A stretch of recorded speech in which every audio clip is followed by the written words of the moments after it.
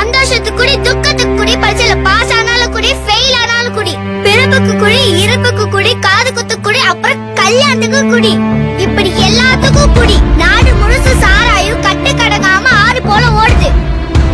கஷ்டப்பட்டு சம்பாதிக்கிற பணத்தை பொண்டாட்டி பிள்ளைங்களுக்கு கொடுக்காம கவர்மெண்ட் நடத்துற ஒயின் ஷாப்க்கு கொடுக்கறாங்க.